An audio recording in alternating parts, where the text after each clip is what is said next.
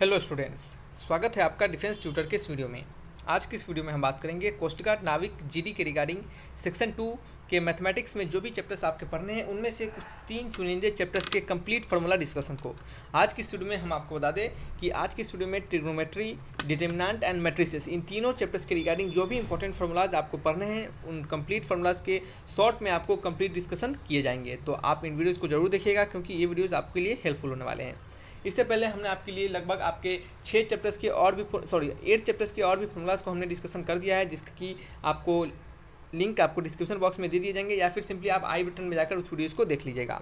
ठीक है, तो आइए बढ़ते हैं वीडियो लेक्चर्स की ओर। वीडियो के पीडीएफ को डाउनलोड करने के लिए डिस्क्रिप्शन बॉक्स में लिंक दिए जाएंगे, वहाँ से आप क्लिक करके डाउनलोड कर सकते हैं। नहीं तो आप टेलीग्राम चैनल को ज्वाइन कर लीजिएगा, आपको डायरेक्टली टेलीग्राम चैनल पर ही पीडीएफ की लिंक प्रोवाइड करवा दिए जाएंगे। तो पहला चैप्टर आज का हमारा यहाँ पे है, आप देख सकते हैं। ठीक है, तो पहला चैप्टर आप यहाँ पे देख सकते हैं। तो चलिए पहला चैप्टर आप देखिए यहाँ पे आज का हमारा पहला चैप्टर है ट्रिग्नोमेट्री। ट्रिग्नोमेट्री के बाद हम डिटर्मिनेंट्स को पढ़ेंगे, देन फिर डिटर्मिनेंट के बाद हम मैट्रिसेस को पढ़ के यहाँ पे सारे आपके जो तीनों चैप्टर्स के फॉर्मूला को यहाँ पे खत्म करेंगे। तो पहला फॉर्मूला यहाँ पे बेसिक फॉर्मूला है आपके ट्रिग्नोमेट्री का, जिसमें कि आपको आइडेंटिटी से रिलेटेड फॉर्मूलाज को यहाँ पे दिया गया है। जैसा कि आपका पहला है कि साइन स्क्वायर थीटा यानी sine square A plus cos square equal to 1 होता है। उसी प्रकार से आप कॉस स्क्वायर ए को क्या लिख सकते हैं, आप कॉस स्क्वायर ए को लिख सकते हैं, आप उलट करके लिख सकते हैं इसको 1 माइनस साइन स्क्वायर ए। ठीक है, और उसी प्रकार आपका क्या होता है, आप साइन स्क्वायर को क्या लिख सकते हैं 1 माइनस कॉस स्क्वायर है। तो ये सिंपल आपका यहाँ पे दिया गया है, इस फॉर्मूला में ज़्यादा कुछ आपको नहीं होगा। ठीक है, आपने एक फॉर्मूला पढ़ा है कि 1 plus tan square A equal to sec square, या फिर आपने पढ़ा होगा sec square theta minus tan square theta equal to 1, और आपका cosec square theta minus cos square theta equal to 1। ये भी क्या है, ये सभी बेसिक फॉर्मूलाज हैं। ठीक है, सेक थीटा और क्या है आपका एक sine theta into cosec theta का वैल्यू क्या होता है 1 के बराबर होता है। उसी प्रकार tan theta into cot theta का वैल्यू 1 के बराबर होता है। उसी प्रकार कॉस ए इंटू सेक का वैल्यू 1 के बराबर होता है। कैसे बराबर होता है, एक को आप बता देते हैं, दूसरा आप खुद से कर लीजिएगा।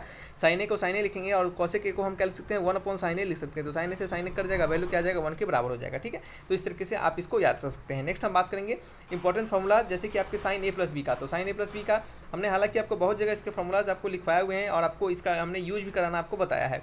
यहाँ पे हम आपको क्वेश्चंस नहीं बता पाएंगे क्योंकि क्वेश्चंस बताएंगे तो वीडियोस लंबा हो जाएगा। ठीक है, तो देखिए यहाँ पे क्या करने वाले इंपॉर्टेंट फॉर्मूलाज में हम, तो सबसे पहले जो फॉर्मूला आपका आता है, ठीक है, उसमें आता है कि साइन ए प्लस बी का। ठीक है, तो साइन ए प्लस बी हमें क्या बोलता है कि साइन ए प्लस में आपको साइन ए कॉस बी करना है और प्लस के साथ कॉस ए साइन बी कर देना है। ठीक है, यानी पहले में आप साइन ए रखे हैं तो यहाँ पे कॉस ए रखिएगा और दूसरे में आपके यहाँ पे कॉस बी रखे हैं तो यहाँ पे साइन बी रखिएगा। ठीक है, तो इसका फॉर्मूला हो जाता है sign A cos B plus cos A sine B.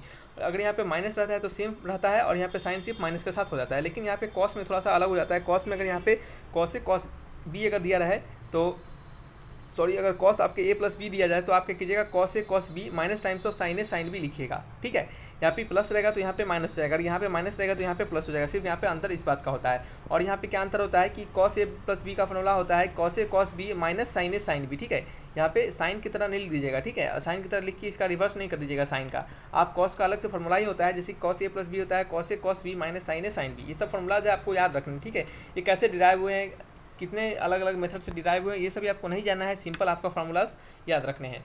उसी प्रकार कॉस ए माइनस बी रहे तो आप क्या लिख सकते हैं, माइनस के जगह पे प्लस लिख सकते हैं। ठीक है, टेन ए प्लस बी की बात करते हैं तो टेन ए प्लस बी का फॉर्मूला होता है tan a plus tan b upon 1 minus tan a tan b. उसी तरह टेन ए माइनस बी का फॉर्मूला क्या होता है, जहाँ पे प्लस है वहाँ पे माइनस होता है, जहाँ माइनस है वहाँ पे प्लस हो जाता है। ठीक है, अगर यहाँ पे माइनस है तो यहाँ पे हम प्लस, यहाँ पे ऊपर माइनस लिखते हैं और नीचे क्या लिखते हैं प्लस लिखते हैं। ठीक है, इसमें याद रखिएगा कि आपको कन्फ्यूजन रहता है कि नीचे माइनस लिखे या फिर ऊपर माइनस लिखे। तो अगर प्लस रहे ऊपर तो यहाँ पे ऊपर प्लस लिखना है, अगर माइनस रहे तो यहाँ पे ऊपर में माइनस ही लिखना है। ठीक है, अगर ऊपर आपका माइनस आ गया तो नीचे क्या लिख देना है, ऊपर वाले के जस्ट अपोजिट, यानी यहाँ माइनस है तो यहाँ प्लस हो जाएगा। ठीक है, चलिए नेक्स्ट आपका फॉर्मूला क्या है कॉट ए प्लस बी का। तो कॉट ए प्लस बी का फॉर्मूला क्या है, आपको कॉट ए प्लस बी का फॉर्मूला नहीं भी याद आता है तभी कोई दिक्कत नहीं है, इसको काट दीजिए। आपको यह फॉर्मूला नहीं भी याद आता है तभी कोई दिक्कत नहीं है, आप टेन ए प्लस बी का फॉर्मूला लगाइएगा और वहाँ से उसका रिवर्स कर दीजिएगा, क्या हो जाएगा आपका कॉट ए प्लस बी का फॉर्मूला निकल जाएगा। ठीक है, चलिए साइन ए प्लस बी और इंटू में साइन ए माइनस बी, इसका फॉर्मूला क्या होता है। तो साइन ए प्लस बी का फॉर्मूला हमने क्या सिखाया था, sine A cos B plus cos A sine B. Sign A minus b का फॉर्मूला क्या सिखाया था, sine A cos B minus cos A sine B. ठीक है, इसका दोनों का प्रोडक्ट है। ठीक है, ये दोनों का प्रोडक्ट है, तो देख सकते हैं ये क्या हो गया ए प्लस बी और ये क्या हो गया ए माइनस बी। ए प्लस बी और ए माइनस बी का फॉर्मूला क्या हो जाएगा, बताइए क्या हो जाएगा। तो ये आपका हो जाएगा ए स्क्वायर माइनस बी स्क्वायर। तो यहाँ से आप ए स्क्वायर माइनस बी स्क्वायर तो कर दीजिएगा, देन फिर क्या कीजिएगा कॉस ए के जगह पे आप और कॉस बी जहाँ है कॉस ए कॉस बी जहाँ है आप उसको क्या कीजिएगा साइन के टर्म में लगेगा। देखिए यहाँ पे पूरा साइन के टर्म में दिया गया है, तो साइन कॉस ए और कॉस बी दोनों के जगह पे आप क्या डाल दीजिएगा 1 माइनस साइन स्क्वायर ए और 1 माइनस साइन स्क्वायर बी डाल दीजिएगा, ठीक है। कॉस स्क्वायर ए के जगह पे, ठीक है। जैसे आप इसका जब ए स्क्वायर माइनस बी स्क्वायर कीजिएगा तो ये तो आपका अब इनका स्क्वायर हो जाएगा और इनका स्क्वायर हो जाएगा, बीच में माइनस का साइन रहेगा, तो यानी क्या हो जाएगा, ये साइन स्क्वायर ए और कॉस स्क्वायर बी हो जाएगा, यानी दोनों सभी टर्म जो होंगे स्क्वायर के टर्म में हो जाएंगे। तो उस समय आप क्या कीजिएगा, उतना करने के बाद आप इस फॉर्मूला को पुट कीजिएगा, आपका इसके टर्म में आंसर मिल जाएगा, ठीक है। तो ये आप अगर याद रहता है तो सिंपल आप याद रखिए, अगर नहीं याद रखता है, आपको याद नहीं रहता है तो कोई बात नहीं है, ठीक है। आप वहाँ पे डायरेक्टली डिराइव भी कर सकते हैं, लेकिन समय आपका ज़्यादा लग जाएगा, इस बात का याद रखिए। अगर आपको डायरेक्टली फॉर्मूला याद रहेगा तो एकदम विद इन अ सेकेंड आप फॉर्मूला पुट करके आंसर को निकाल पाइएगा। इससे रिलेटेड क्वेश्चन दिए जाते हैं और हमने आपको कराए भी हैं इस फॉर्मूला से रिलेटेड क्वेश्चन। यहाँ पे cos square b minus cos square a, ये आपका साइन के टर्म में, ये आपका कॉस के टर्म में, ठीक है। कॉस के टर्म में जस्ट अपोजिट होता है, साइन के टर्म में ए माइनस बी हो जाता है और आपका कॉस के टर्म में बी माइनस ए हो जाता है, यहाँ पे देख सकते हैं। उसी प्रकार का कॉस ए प्लस बी और कॉस ए माइनस बी रहे तो आप उसको लिखते हैं cos square a minus sine square b, ये दोनों कंबाइंड होते हैं, cos square a minus sine square b और cos square b minus sine square a, ठीक है। ऊपर वाले में ए बी, ठीक है, नीचे वाले में क्या है, बी ए है। इस बात का ध्यान रखिएगा, कन्फ्यूज नहीं हो जाएगा, ठीक है। चलिए नेक्स्ट हम बात करते हैं आपका, चलिए ये हो गया हमारा। नेक्स्ट आपका साइन 2a का, साइन 2a का फॉर्मूला क्या होता है, 2 इंटू टेन ए अपॉन 1 प्लस टेन स्क्वायर ए। साइन 2a का फॉर्मूला क्या होता है, 2 into ten A upon 1 plus tan square a होता है। और कॉस 2a क्या होता है, cos square a minus sine square A. Cos 2a को आप 1 माइनस 2 साइन स्क्वायर ए भी लिख सकते हैं। कैसे, आप साइन स्क्वायर को क्या लिख सकते हैं, साइन स्क्वायर को आप लिख सकते हैं 1 माइनस कॉस स्क्वायर ए। तो पहले से क्या है, कॉस स्क्वायर ए है और इसको आप लिख सकते हैं, इसको आप लिख सकते हैं क्या, 1 माइनस साइन स्क्वायर है। तो ये क्या हो गया आपका, साइन स्क्वायर को क्या लिखिएगा आप, 1 माइनस कॉस स्क्वायर है, तो ये माइनस माइनस प्लस हो जाएगा, कॉस स्क्वायर ए हो जाएगा। तो आप इसको क्या लिखिएगा, 2 times of cos square a minus 1, ठीक है। और आप क्या करेंगे, जब आप कॉस के जगह पे साइन के टर्म में बदलिएगा तो क्या हो जाएगा आपका 1 minus 2 times of sine square a हो जाएगा, ठीक है। तो ये भी दोनों फॉर्मूला कॉस के ही होते हैं। तो कॉस का फॉर्मूला 2a का, कॉस 2a का फॉर्मूला क्या हो गया, कॉस 2a का फॉर्मूला आपको यहाँ पे हमने 3 बताया। क्या बताया, पहला cos square a minus sine square ए, दूसरा 1 माइनस 2 साइन स्क्वायर ए और तीसरा 2 कॉस स्क्वायर ए माइनस 1। हालांकि मोस्ट ऑफ द क्वेश्चंस में क्या होते हैं, ज़्यादातर जो क्वेश्चंस होते हैं उसमें आपका यही 2 फॉर्मूला यूज होते हैं, ठीक है। ये फॉर्मूला का कम ही यूज होता है, लेकिन आप याद रखिएगा, इसे भी आपको कहीं कहीं ये भी काम आ जाते हैं। कॉस 2a का टेन के टर्म में क्या होता है, 1 minus tan square upon 1 plus tan square a. Tan sine 2a का टेन के टर्म में क्या होता है, 2 ten A upon 1 plus tan square a होता है, ठीक है। 1 प्लस कॉस 2a, ठीक है, 1 प्लस कॉस 2a का फॉर्मूला क्या होता है, तो देखिए यहाँ पे आपको दिख रहा होगा, कॉस 2a जो होता है वो क्या होता है आपका 2 times of cos square a minus 1 होता है। ये आपको याद कर रखने की कोई जरूरत नहीं है, लेकिन हम आपको बताते हैं ये आता कैसे है। आपको यह पता रहेगा तो आप इसको आप इसको आसानी से निकाल पाइएगा। देखिए कैसे, आप कॉस 2a को इस जगह से cos 2a equal to 2 cos square minus 1 लिख सकते हैं। तो यहाँ से अगर आप क्या लिखें, अगर आप कॉस 2 कॉस स्क्वायर ए का फॉर्मूला निकालें तो ये क्या हो जाएगा आपका 1 प्लस कॉस 2a के बराबर हो जाएगा, ठीक है। तो इसी तरह यहाँ पे लिखा गया है कि 1 प्लस कॉस 2a जो होता है वो 2 कॉस स्क्वायर ए के बराबर होता है और 1 माइनस कॉस 2a जो होता है वो 2 साइन स्क्वायर ए के बराबर होता है, ठीक है। तो ये फॉर्मूला आपको यहाँ पे याद रखने की जरूरत नहीं है, क्योंकि आपको अगर ये वाला नंबर 10 वाला जो फॉर्मूला है अगर वो याद है तो आपको ये भी 11 नंबर फॉर्मूला आपको याद रहेंगे, ठीक है। 12 नंबर क्या लिखा है कि tan 2a का फॉर्मूला क्या होता है, तो tan 2a का फॉर्मूला होता है 2 tan a upon 1 minus tan square a. देखिए यहाँ पे tan 2a का formula 2 tan a upon 1 minus tan square a होता है और sin 2a का फॉर्मूला tan के टर्म में क्या होता है, 2 tan a अपॉन 1 प्लस होता है, ठीक है। तो ये आपको याद रखने का हमने आपको यहाँ पे तरीका होता है कि tan में माइनस लिखेगा और sin में क्या लिखिएगा, प्लस लिखिएगा। sin में नीचे 1 प्लस tan स्क्वायर ए रहेगा, तो उसी प्रकार cos में भी नीचे 1 प्लस tan स्क्वायर ए ही रहेगा, लेकिन यहाँ पे ऊपर 1 माइनस tan स्क्वायर ए हो जाता है, ठीक है, cos में। लेकिन sin में ऊपर क्या होता है 2 tan a रहता है, बिल्कुल tan 2a की तरह, ठीक है। ये सब यहाँ आपको रिलेट करके इसलिए बता रहे हैं ताकि आपको याद रहे, क्या है, ताकि आपको याद रहे। हम नेक्स्ट बढ़ते हैं क्वेश्चन नंबर क्या है, नंबर फॉर्मूला 12 की तरफ। तो 2 tan a का formula 2 tan a upon 1 minus tan square a हो गया, ये कंप्लीट हो चुका है। देन फिर क्या है हमारा, देन फिर है हमारा 1 minus cos A upon sine ए को क्या लिखेंगे हम, tan a/2 लिखेंगे, ठीक है। तो ये कैसे लिखेंगे उसको देख लीजिएगा। 1 माइनस कॉस ए को हम क्या लिख सकते हैं, 1 माइनस कॉस ए को हम लिख सकते हैं 2 times of sine square a/2। अब देखिए कैसे लिख सकते हैं, यहाँ पे आपने तुरंत अभी फॉर्मूला पढ़ा है कि 1 माइनस कॉस 2a को आप 2 साइन स्क्वायर ए लिख सकते हैं। यानी अगर यहाँ पे 2a है तो यहाँ पे एक आपका क्या हो जाएगा, हाफ से मल्टीप्लाई हो जा रहा है, यानी 2a को 2 से मल्टीप्लाई करेंगे तो क्या हो जाएगा, सिंपली a हो जाएगा, ठीक है। तो यहाँ पे ऐसा हो रहा है। तो उसी प्रकार से इसी फॉर्मूला पे बेस्ट हम क्या करेंगे, इसको बना रहे हैं। यहाँ पे अगर आपका a है तो यहाँ क्या हो जाएगा, a/2 हो जाएगा। तो ऊपर हो गया 2 साइन स्क्वायर a/2 और नीचे क्या आपका यहाँ पे साइन a/2 है। तो साइन a/2 को आप 2 टाइम्स ऑफ साइन ए को क्या लिख सकते हैं, 2 times of sign a/2 into में कॉस a/2। ये कैसे लिख रहे हैं हम, यहाँ पे ये हम लिख रहे हैं साइन 2a के फॉर्मूला से, ठीक है। यहाँ पे 2a है तो यहाँ पे a हो जा रहा है। तो यहाँ पे क्या है आपका, एक सेकेंड, यहाँ पे क्या आपका सिंपल a है, तो यहाँ पे क्या हो जाएगा a/2 आपका हो जाएगा। तो देखिए कुछ कटेगा, साइन वाला से साइन वाला टर्म कट जाएगा, 2 से 2 कट जाएगा और साइन a/2 और नीचे बचेगा कॉस a/2, जिससे कि आप tan a/2 लिख सकते हैं, ठीक है। उसी प्रकार से आप सारे फॉर्मूलाज को डिराइव कर लीजिएगा, आपको दिखेगा बिल्कुल जो लिखा गया है उसके बराबर ही आपको मिलेगा, ठीक है। तो ये कुछ ज़्यादा हार्ड एंड फास्ट नहीं है, सिंपल सा फॉर्मूला है। आपको एक हमने डिराइव करके बता दिया, दूसरा आप खुद से कर लीजिएगा और से भी, ठीक है। साइन 3 का फॉर्मूला क्या होता है, साइन 3 का फॉर्मूला होता है 3 sign A minus 4 sine cube A. Sine cos 3 का फॉर्मूला क्या होता है 4 cos cube A minus 3 cos A, ठीक है। साइन 3 का होता है 3 sign A minus 4 sine cube A. Cos 3 का होता है 4 cos cube A minus 3 cos A, यानी जस्ट इसका अपोजिट हो जाता है। ये वाला यहाँ पे आता है, ये वाला यहाँ जाता है, सिर्फ साइन की जगह पे क्या होता है, कॉस हो जाता है। ठीक है, चलिए आप एक वाला ऊपर वाला याद रखिए, नीचे वाला को क्या कर दीजिएगा, रिवर्स कर दीजिएगा और साइन की जगह कॉस लिख दीजिएगा। tan 3 का फॉर्मूला क्या होता है, तो tan 3 का फॉर्मूला होता है 3 tan a minus tan cube a upon 1 plus 3 tan square a.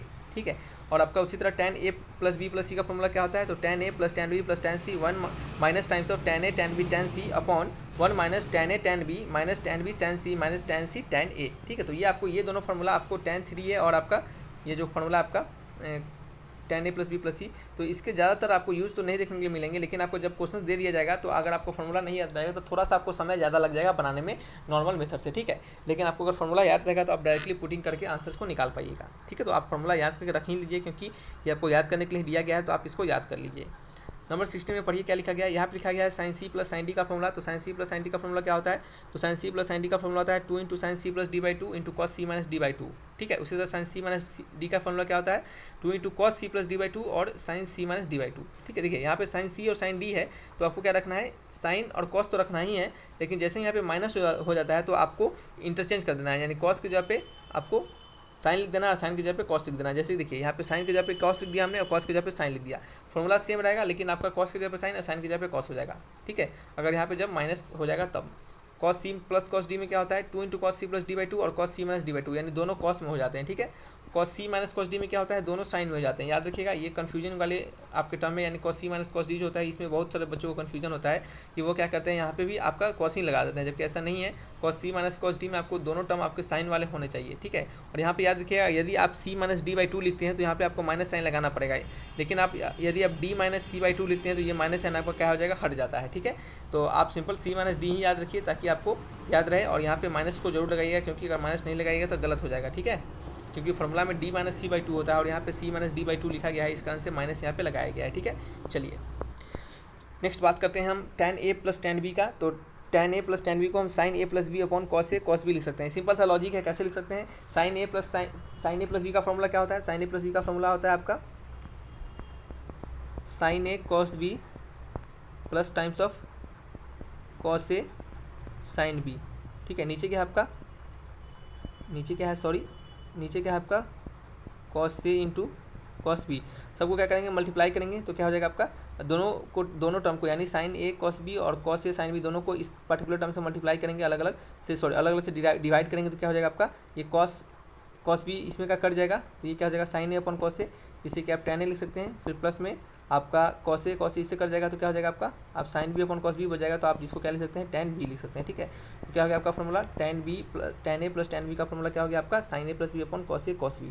ठीक है, ये सभी आपके छोटे छोटे टर्म जो है ये आपको बहुत ही काम आते हैं। ठीक है, आपको क्या होते हैं, बहुत ही काम आते हैं। जैसे यहाँ पे देख सकते हैं, यहाँ पे माइनस है, तो यहाँ पे प्लस के जगह पे माइनस हो जाएगा और फॉर्मूला सेम हो जाएगा, तो यहाँ पे क्या हो जाएगा आपका, माइनस आ जाएगा। ठीक है, तो ये आपको कुछ ज़्यादा इसमें नहीं करने हैं। ठीक है, नेक्स्ट नंबर 18 नंबर में क्या लिखा गया है, 18 नंबर में फॉर्मूला आपका 2 साइन ए कॉस बी का था, sine A plus B plus sine A minus B, और 2 कॉस ए साइन बी का, sine A plus B minus times of sine A minus B, और 2 कॉस ए कॉस बी का, cos ए plus B plus cos ए minus B. ये जो आपका formula है, ये चारों जो फॉर्मूला है, ये किस पे बेस्ड है पता है आपको, ये देखिए ये इस पे बेस्ड है। आप अगर इन दोनों को कंपेरिजन कीजिएगा तो देखिएगा आपको सेम जैसा मिलेगा। ठीक है, क्या नहीं आपको सेम जैसा मिलेगा, जैसे देखिएगा हम आपको लास्ट वाला कंपेरिजन करके बताते हैं। देखिए 2 साइन ए साइन बी, यानी दोनों टर्म क्या है, साइन में है, दोनों टर्म साइन में है, तो देखिएगा यहाँ पे क्या है, हमारा दोनों टर्म साइन में है, दोनों टर्म साइन में है ना, sine A C plus D by 2 और sine C minus D by 2। देखिए यहाँ पे cos C minus cos D है ना, तो देखिए यहाँ पे क्या करेगा, कॉस ए प्लस बी और plus times of cos A minus B. ठीक है, सॉरी ये नहीं ना है, आपका नीचे वाला है। ठीक है, नीचे वाला, ठीक है, cos A minus B minus times of cos A plus B, यानी देखिए दोनों कॉस वाले टर्म है और दोनों कॉस वाले टर्म कैसे हैं, निगेटिव में है, दोनों कॉस वाले टर्म कैसे हैं, निगेटिव में। यदि आप इसमें से माइनस कॉमन ले लीजिएगा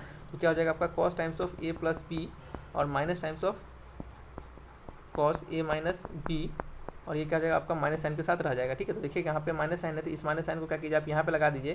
ठीक है, इस माइनस साइन को आप यहाँ पे लगा दीजिए। अब देखिए यहाँ पे क्या है, cos C minus cos D है, उसी प्रकार से आप इसको सी मान लीजिए, इसको डी मान लीजिए, तो ये क्या हो जाएगा आपका, cos C minus cos D हो जाएगा। ठीक है, यहाँ पे माइनस साइन लग जाएगा। ठीक है, क्योंकि यहाँ का माइनस साइन यहाँ पे चला गया।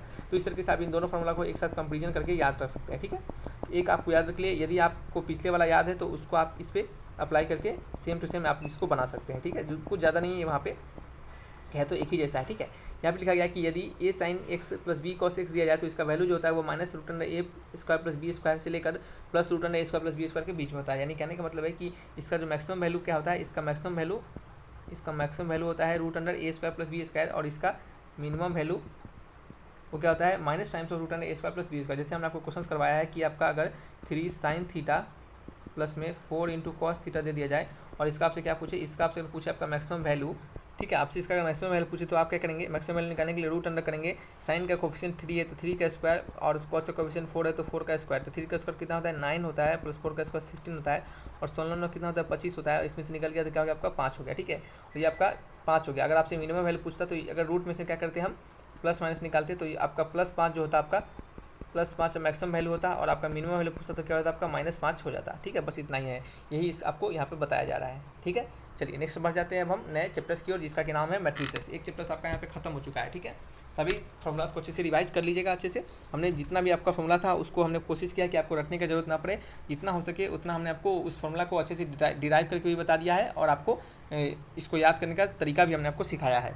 मैट्रिसेस के बारे में बात करते हैं। मैट्रिसेस को क्या लिखते हैं, ज़्यादा डिफिनेशन की तरफ नहीं भागेंगे। मैट्रिसेस जो होता है वो क्या, ठीक है। तो मैट्रिसेस क्या आता है, मैट्रिसेस आपका होता है ए मैट्रिक्स कैन बी रिप्रेजेंटेड है। मैट्रिक्स को कैसे रिप्रेजेंट करते हैं, ए इज इक्वल टू ए आई जे और एम क्रॉस एन, जहाँ पे एम क्या होता है आपका रो होता है और एन क्या होता है आपका कॉलम होता है, ठीक है। एम क्या होता है रो होता है और एन क्या है कॉलम होता है, और ए आई जो क्या होता है वो एलिमेंट ऑफ मैट्रिक्स होता है। क्या होता है एलिमेंट ऑफ मैट्रिक्स। जैसे आपको ए मैट्रिक्स है तो उसका एलिमेंट क्या है आपका A22 A2n A12 M2 क्या है, ये सभी क्या है उसके एलिमेंट्स है, ठीक है।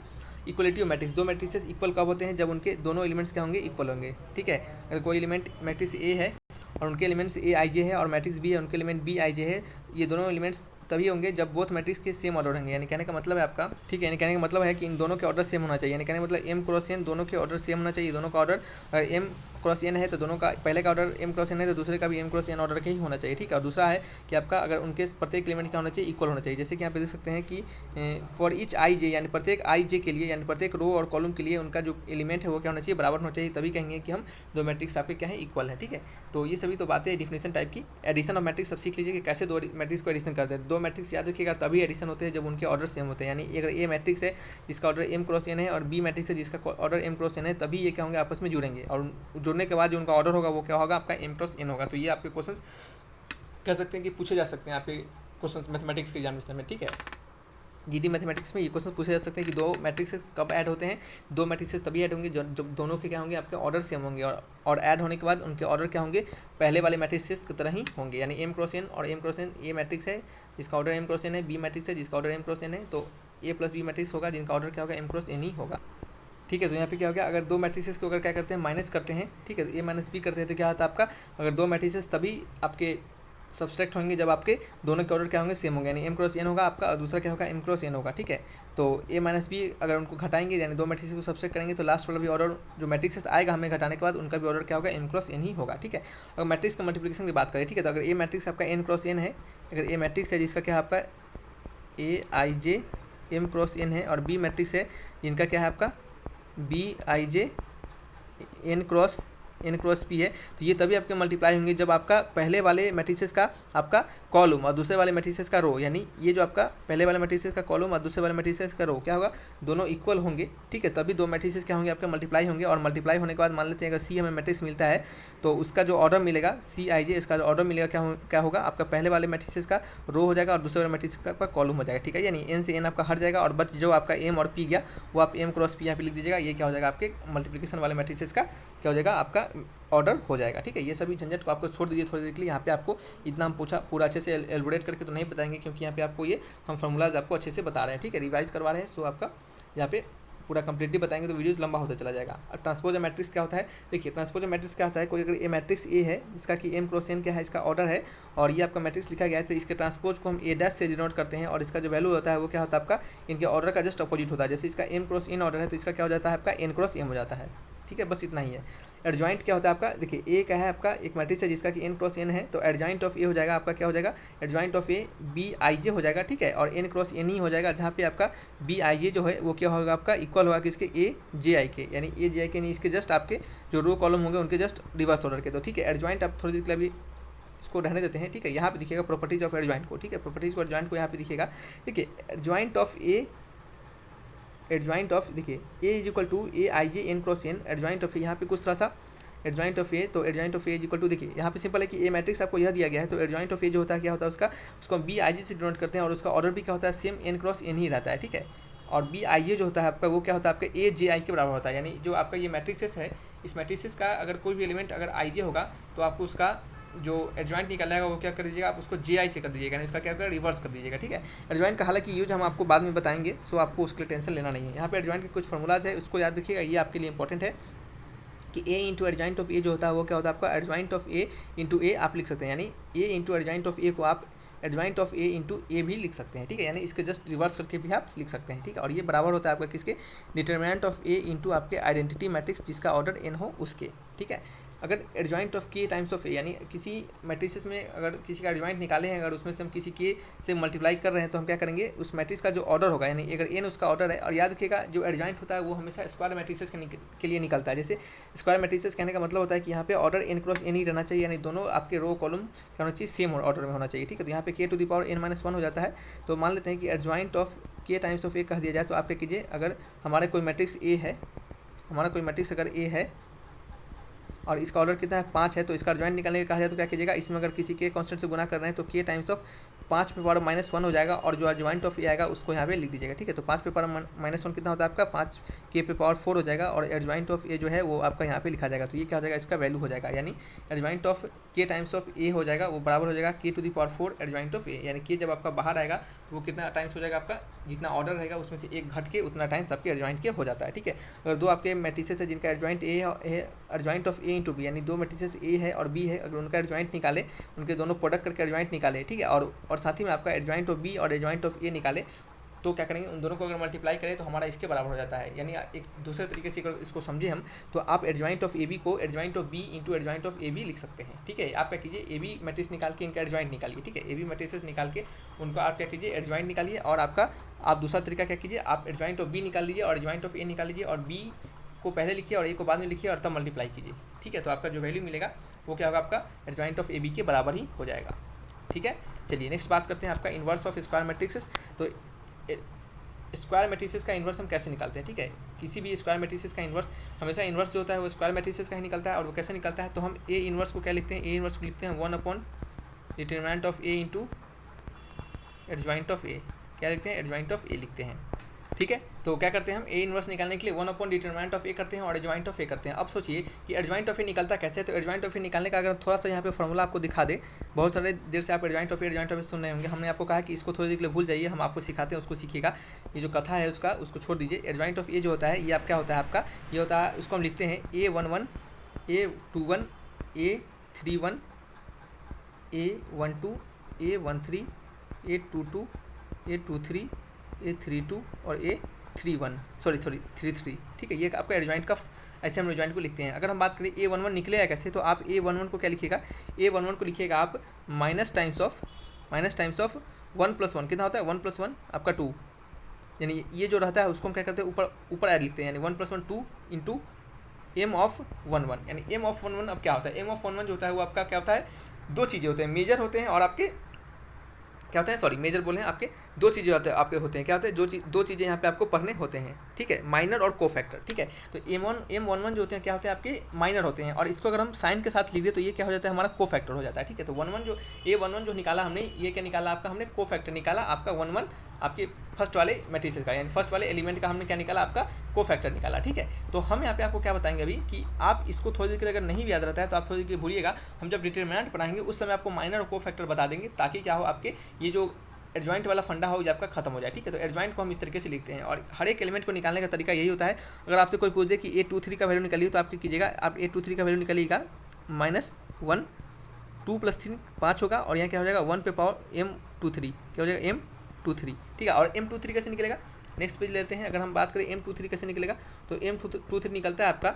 जैसे देखिए आपका यहाँ पे है ना, तो आप इसको आप क्या कीजिए, M23 का वैल्यू निकालने के लिए आप ये जो आपका जिस रो में और जिस कॉलम में ये आता है, जैसे ये इसमें आएगा और ये आपका किस में आएगा, सॉरी ये इसमें आएगा और ये आपका इसमें आएगा, तो इसको आप इसको और इसको आप भूल जाइए, ठीक है। और क्या कीजिए, इसका और इसका क्रॉस मल्टीप्लाई कर दीजिए, और जो क्रॉस मल्टीप्लाई करने के बाद आएगा आप उसको M23 में लिख दीजिए, यही क्या हो जाएगा, आपका कोफैक्टर हो जाएगा। जैसे आपको क्या करना है, सिंपल सा बात है कि आपको अगर इसका कोफैक्टर निकालना है तो आप क्या कीजिए, इसका कोफैक्टर निकालना है तो आप क्या कीजिए, इसको और इसको छोड़ दीजिए और इसका क्रॉस मल्टीप्लाई कर दीजिए, आपका क्या आ जाएगा, ठीक है। तो क्या होगा, आपका इसको और इसको भूल जाइए और क्या हो जाएगा, इसका क्रॉस मल्टीप्लाई कर दीजिए, आपका क्या आएगा, वही आपका माइनर आ जाएगा M11 का, सिंपल, ठीक है। यानी जो रो और जो कॉलम रहेगा उसको छोड़ देना है और बाद बाकी का क्रॉस मल्टीप्लाई कर देना है, वही आपका माइनर निकलता है। हालांकि माइनर आपको बाद में बताएंगे, सो टेंशन लेने की वाली बातें नहीं है, माइनर की बातें हम बाद में बताएंगे, ठीक है, जब हम आपको डिटर्मिनेंट बताएंगे, ठीक है। अभी हम मैट्रिसेस पर है तो मैट्रिक्स को देख लीजिए। ये आपका निकालने का तरीका होता है किसी भी मैट्रिक्स, इन्वर्स मैट्रिक्स है, किसी भी स्क्वायर मैट्रिसेस के इन्वर्स को, जिसमें इन्वर्स को क्या करते हैं, ए इन्वर्स निकालते हैं, जिसे हम 1/a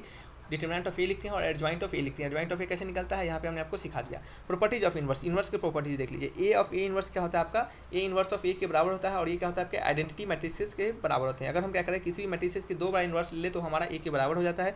ए बी का इन्वर्स रहे तो आप उसको बी इन्वर्स ए इन्वर्स लिख सकते हैं। ये डायरेक्टली आपका लॉ पूछा भी जा सकता है, ठीक है। और आपके 3-4 ऑप्शन दे देगा और आपको क्या एक क्वेश्चन में लिख देगा कि करेक्ट बताइए इनमें से कौन सा रिलेशन करेक्ट है, तो आपको उनमें से चुनना रहेगा, ठीक है। तो ऐसे भी पूछा जा सकता है। तो ए बी का इन्वर्स आपसे कहा जाए तो आप पहले लिखिए बी का इन्वर्स फिर ए का इन्वर्स। आप ऐसा कभी नहीं लिखिएगा कि ए का इन्वर्स और देन फिर बी का इन्वर्स, ऐसा लिखिएगा तो गलत हो जाएगा, ठीक है। आपको पहले बी का इन्वर्स लिखना है, देन फिर आपको ए का इन्वर्स लिखना है, यानी जिस ऑर्डर में लिखा गया है इस ऑर्डर को फॉलो करना है, ठीक है। रिवर्सल ऑर्डर यहाँ पे लिखा गया है कि रिवर्सल ऑर्डर। अब देखिए यहाँ पे कुछ शॉर्ट ट्रिक्स यहाँ पे आपको दिए गए हैं, जैसे कि फॉर ए मैट्रिक्स ए, कोई मैट्रिक्स ए है जिसका कि वैल्यू दिया गया है ए बी और यहाँ पे सी डी, ठीक है। इसका एडजॉइंट निकालने के लिए कहा जाए तो आप क्या कीजिएगा पता है, जब भी आपको 2x2 का, ये सिर्फ 2x2 के लिए एप्लीकेबल है, आप 3x3 में इतना बड़ा वाला में नहीं लगा दीजिएगा, ठीक है। ये सिर्फ 2x2 के लिए एप्लीकेबल है। इसमें आपको वैल्यू निकालने के लिए यानी इसके एडजॉइंट को निकालने के लिए क्या करते हैं हम, ये जो ए डी है, ये जो पहला वाला जो क्रॉस लगेगा यानी पहला जो क्रॉस मल्टीपल होगा यानी ए डी जो होगा, इसका क्या करेंगे रिवर्स कर देंगे।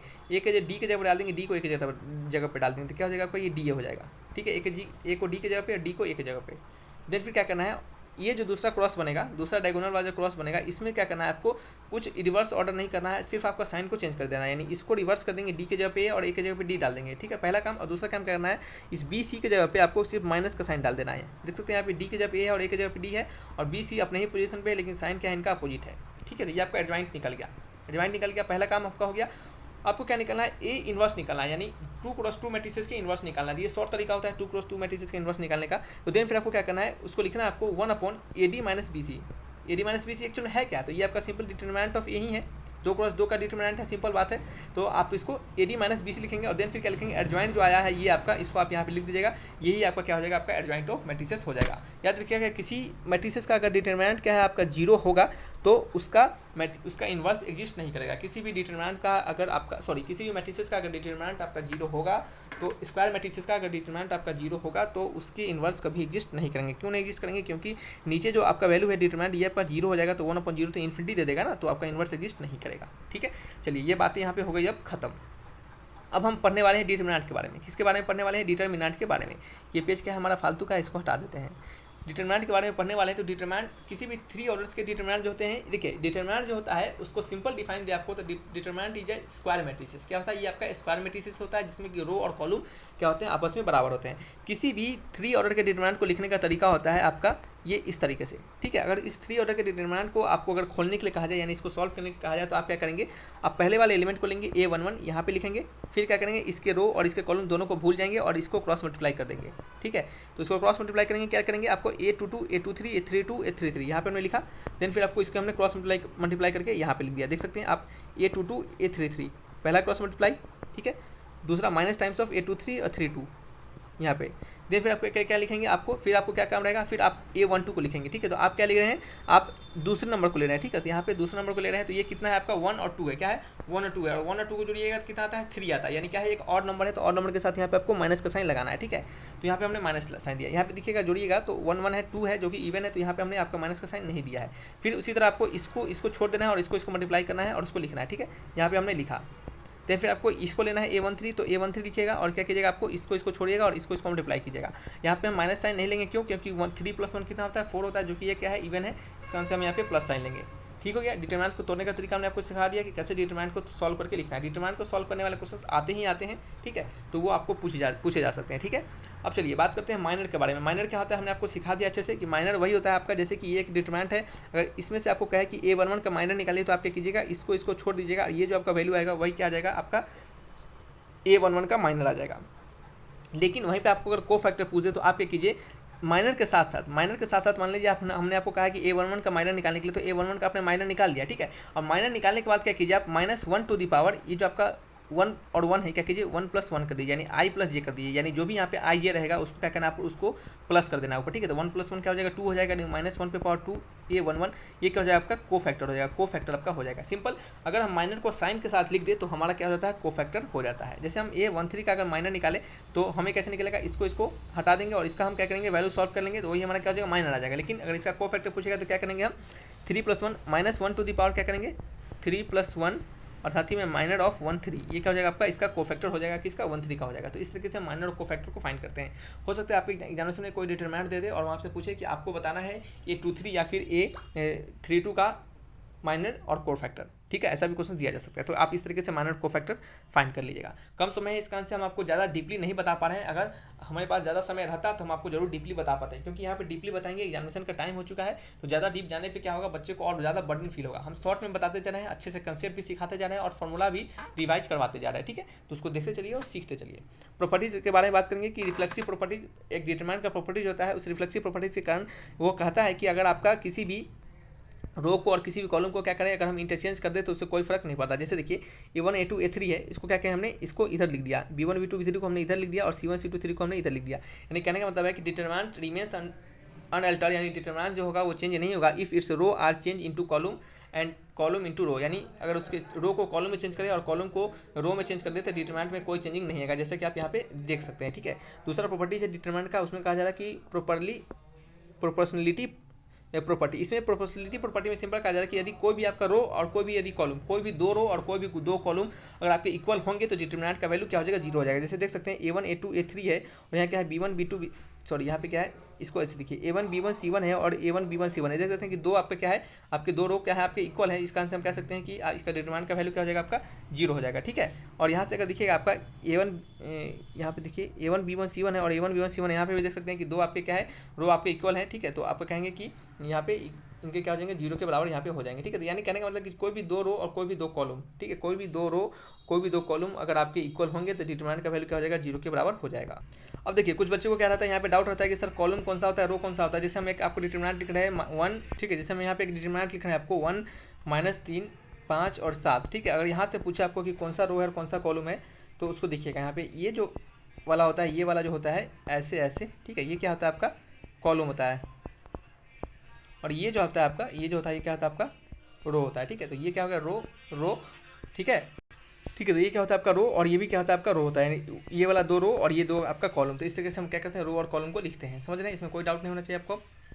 ये क्या हो गया आपके दोनों रो हो गए, समझ रहे हैं। ये दो आपका प्रॉपर्टी यहाँ पे खत्म हो चुका है। जैसे आप यहाँ पे देख सकते हैं, यहाँ पे क्या आपका है, यहाँ पे क्या आपका, यहाँ पे दो आपके रो इक्वल है और यहाँ पे क्या आपका दो कॉलम इक्वल है। नेक्स्ट क्वेश्चन आपका नेक्स्ट आपका है property switching property. Switching property में कहा जाता है कि यदि आप किसी भी दो रो को या फिर किसी भी दो कॉलम को अगर आप इंटरचेंज करते हैं तो आपका डिटरमिनेंट जो होता है उसका साइन क्या होता है, नेगेटिव हो जाता है। यानी यदि आप कोई भी सिंपल दो ही रो को इंटरचेंज करते हैं या फिर दो ही कॉलम को इंटरचेंज करते हैं तो आपका साइन में क्या होता है, डिटरमिनेंट का साइन क्या होता है, चेंज हो जाता है। जैसे यहाँ पे A1 A2 A3 है, B1 B2 B3 और C1 C2 C3 है और यहाँ पे क्या है B1 B2 B3 है, ठीक है। यानी इसको हमने क्या किया, इधर ला दिया, ठीक है।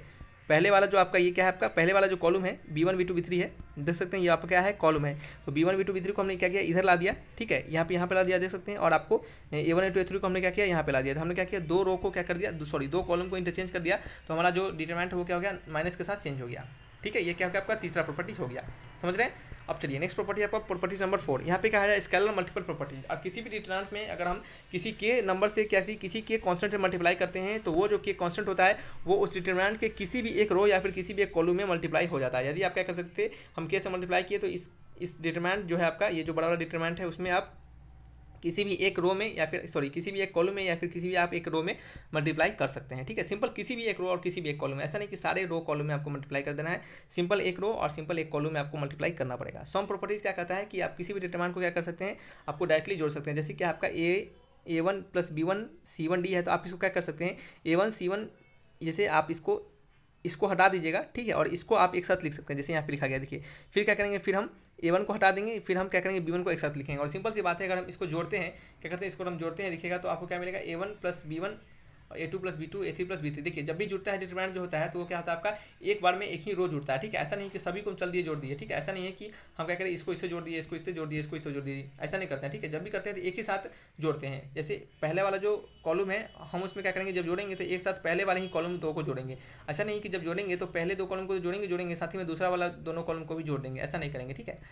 तो ये क्या होता है आपका सम का प्रॉपर्टीज होता है, समझ रहे हैं। उसी प्रकार से क्या आता है आपका अब क्या प्रॉपर्टीज बचा है आपका डिफरेंशिएशन का। डिफरेंशिएशन क्या कहता है, डिटरमिनेंट का अगर डिफरेंशिएशन कहने के कहा जाए तो आप क्या कीजिए सिंपल, जब भी डिफरेंशिएट कीजिए डिटरमिनेंट को तो एक बार एक रो को या फिर एक कॉलम को एक बार आप डिफरेंशिएट कीजिए, अदर फिर दूसरे बार में आप दूसरे कॉलम या दूसरे रो को डिफरेंशिएट कीजिए। जैसे एक आपका ये डिटरमिनेंट है डेल्टा एक्स, इसको अगर डिफरेंशिएट की तो डेल्टा डैश एक्स हो गया, और इसको डिफरेंशिएट करने से हम क्या लिखा हमने आपका A1 A3 जो आपका ये है, हमने एक बार इसको डिफरेंशिएट किया, एक बार इस कॉलम को डिफरेंशिएट किया तो हमने यहाँ पे इसको लिख दिया, फिर दूसरे टाइम में हमने क्या लिखा प्लस का साइन दिया, और फिर क्या किया हमने इसको डिफरेंशिएट किया तो हमने इसको यहाँ पे ऐसे लिखा, ठीक है। तो ये क्या होता है तरीका होता है इसको लिखने का। फिर क्या इंटीग्रेशन डिटरमिनेंट का इंटीग्रेशन क्या होता है आपका, ये integration of delta x into D x, ठीक है। इंटीग्रेशन में क्या होता है delta x into D x होता है। तो इंटीग्रेशन में भी हम उसी प्रॉपर्टी को अप्लाई करते हैं, एक बार एक रो में या फिर एक बार एक कॉलम में हम उसको क्या करेंगे मल्टीप्लाई करेंगे, ठीक है। चलिए तो डिफरेंशिएशन में हमने क्या किया, डिफरेंशिएशन में हमने क्या किया, एक बार एक कॉलम में हमने डिफरेंशिएट किया, फिर दूसरे कॉलम को छोड़ के हमने फिर यहाँ पे डिफरेंशिएट किया। फिर उसी तरह इंटीग्रेशन में क्या किया हमने एक बार में एक ऊपर वाले रो को डिफरेंशिएट किया, ठीक है। क्या किया एक बार ऊपर रो को डिफरेंशिएट किया, फिर नीचे हमने क्या किया छोड़ दिया, ठीक है।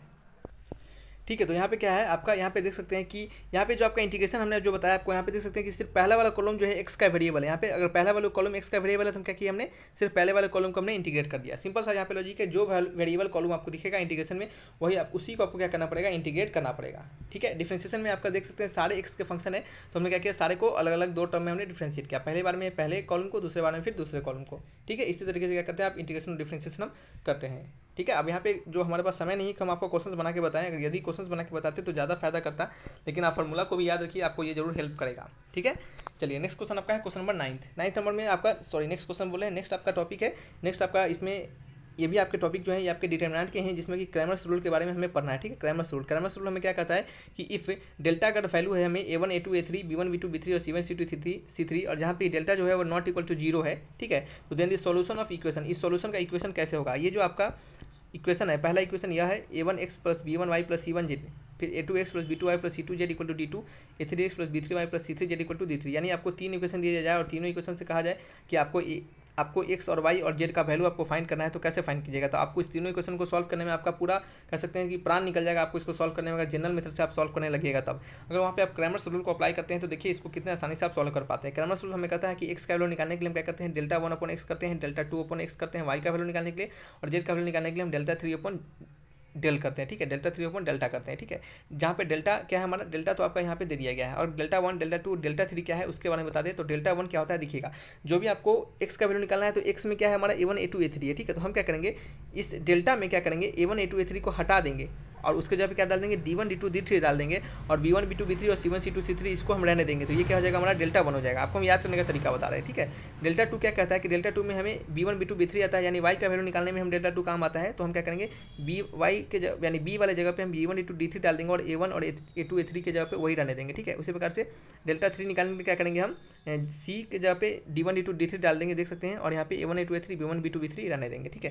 तो ये क्या होता है क्रैमर्स रूल होता है, और इस क्रैमर्स रूल से हम क्या करते हैं किसी भी तीन आपके लीनियर इक्वेशन के जो कि तीन वेरिएबल में दिए गए हैं x y z में, तो वहाँ से हम क्या करते हैं ये आपके वैल्यू को फाइंड करते हैं, उनके x y z के वैल्यू को हम क्रैमर्स रूल से फाइंड कर पाते हैं। ये आसानी आपका होता है इससे आपको x के वैल्यू को फाइंड करना, ठीक है।